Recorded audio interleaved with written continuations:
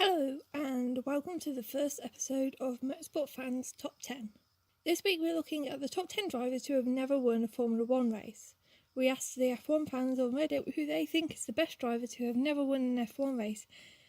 As you can imagine, we got a wide array of answers, so we did a little digging and chose our favourites of those suggested by the fans. So without further ado, in at number 10 is a relatively recent F1 driver, Nick Heidfeld. Quick Nick currently holds a record as the driver to score the most podium finishes without winning a Formula 1 race.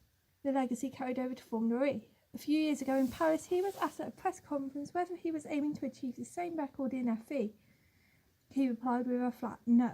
Unfortunately, his intentions don't mean much, as he now holds the record despite coming oh so close to victory in the inaugural race in 2014 before being crashed into by Nico Frost. Number 9. Martin Brundle. Before Martin Brundle was annoying Formula 1 drivers as a commentator, he was racing. After coming close to beating Ayrton Senna to the 1983 Formula 3 title, albeit perhaps because Senna backed off in the latter part of the season, Brundle made the step up to F1. Almost immediately he was put on the back foot, so to speak, when he broke both ankles and feet ahead of practice for the Dallas Grand Prix, an injury which prevented him from running and left foot braking. He still continued racing and eventually was promoted to a team capable of regular podium finishes, but still couldn't take that first victory. In 1992 he came close on multiple occasions, but a transmission failure in Canada and blistering tyres at Spa cost him what would almost definitely have been victories. Number 8. Andrea de Cesaris. Apologies for butchering that name. Another record holder now.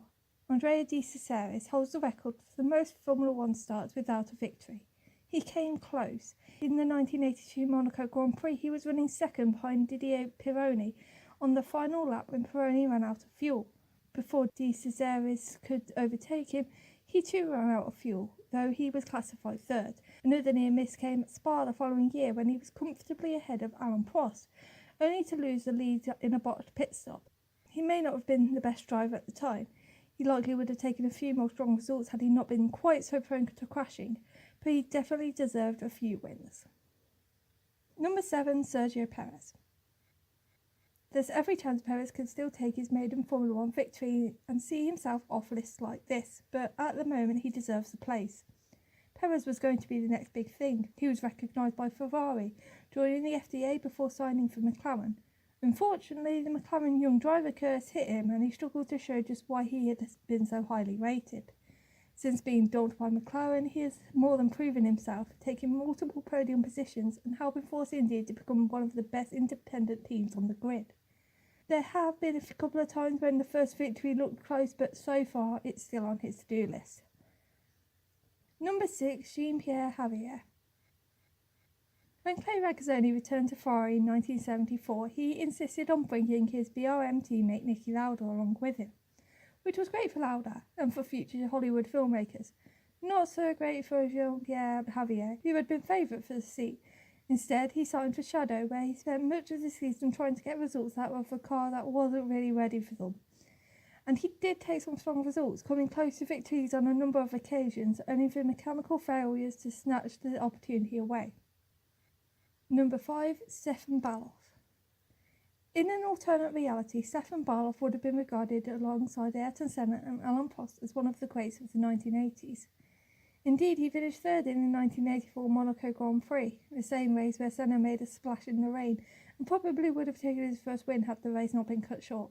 Baloff had been gaining on the two grades and should an accident have occurred would have taken his first victory, though the records wouldn't have acknowledged it as the team was later disqualified due to lead ballast. Baloff was one of those drivers that probably would have gone on to challenge for world titles had fate not intervened. In a World Sports Car Championship race at Spa, Baloff made contact with Jackie Ickx's car and was sent through the barriers and into a wall. He was pronounced dead at the circuit hospital. Number 4. Mika Salo. Mika Salo won the 1999 German Grand Prix. The results say otherwise, but they also say that Massa didn't win the 2010 German Grand Prix, so Salo managed some incredible drives in his early career, including completing the entire 1997 Monaco Grand Prix without refuelling. Unfortunately, or fortunately in hindsight, he was left without a seat for the 1999 season, Then Michael Schumacher broke his leg, and Ferrari thought this young Finnish racer was the perfect answer to their Schumacher-shaped hole. Salah was brilliant, perhaps a little too brilliant. At the German Grand Prix, he took the race lead ahead of teammate Eddie Irvine, who happened to be fighting for the championship. He gave up the lead for Irvine and finished second. Number 3, Jean Behra. On 13th of May 1956, Jean Behra finished third in the Monaco Grand Prix. He became the first driver to lead a Formula One World Championship without winning a championship race. The lead didn't last long. 2 races later, Peter Collins won in Belgium to move up the championship table, but it's a feat that is still to be replicated. Behra took multiple wins in non-championship races, but couldn't manage to replicate the achievements in a championship race. He finished second twice, both times in Argentina, and took third 7 times, including during his very first F1 appearance. Like many in this list, things could have been very different. In 1959, he signed with Ferrari and completed 4 races for the team, including the non-championship race at Aintree, which he won. But he fell out with the team and lost the drive and the chance to take that F1 championship victory his CV lacked. Number 2, Derek Warwick. When Derek Warwick moved to Renault in 1984, it should have been the start of a promising Formula One career for the Brit. In his very first race for the team, he came close to winning the Brazilian Grand Prix, only to retire with suspension failure. He came second a number of times, but neither him nor his team won a race that season, which should have been a sign to jump ship. Warwick didn't, rejecting an offer to drive for Williams in 1985, a drive which would have seen him take at least 1 race victory. Renault struggled in 85 and decided to withdraw from F1.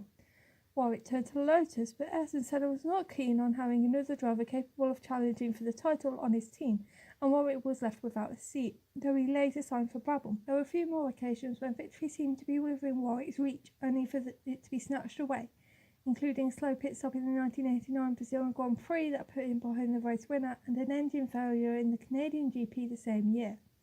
Fortunately for him, he enjoyed a successful sports car career and even claimed a BTCC race victory, and is remembered as one of Britain's best drivers to never win an F1 race.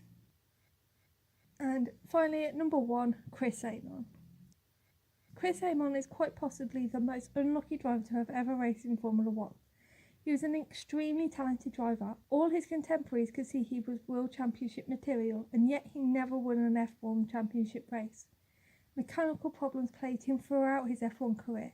Whenever it looked like he might get that elusive win, the car would start to overheat, or the clutch would break, or the visor of his helmet would become detached. Not to mention the off-track politics that made life difficult. Amon won 2 non-championship F1 races in the 1966 24 Hours of Le Mans, alongside Bruce McLaren. Though many claimed he was unlucky, Amon thought otherwise. He often pointed out he raced in F1 for more than a decade and escaped any serious injuries. The same could not be said for many of his contemporaries. So that's our top 10 drivers who have never won an F1 race. What do you think? Is there anyone not on this list that should be? Or someone on this list who you don't think earned the place? Let us know in the comment. This list topic was decided by the fans over on our Twitter, so head over there where we'll be running another poll tomorrow to choose our next topic.